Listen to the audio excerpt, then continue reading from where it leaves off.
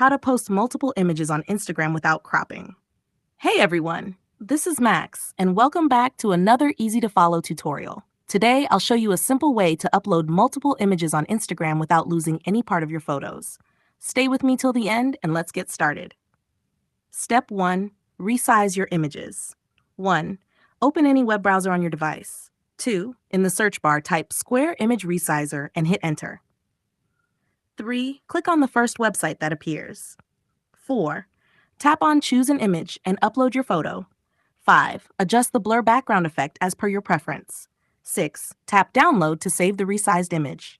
7. Repeat this process for all the images you want to upload. Step 2. Upload to Instagram. 1. Go back to your home screen and open Instagram. 2. Tap the plus icon to create a new post. 3. Select multiple photos and choose all the resized images. 4. Tap Next, then choose either square or mixed format. 5. Tap Next again, apply filters if needed, and hit Post. And that's it. Now, your images will be uploaded without getting cropped. If you found this tutorial helpful, don't forget to like, subscribe, and hit the bell icon so you never miss an update. See you in the next video.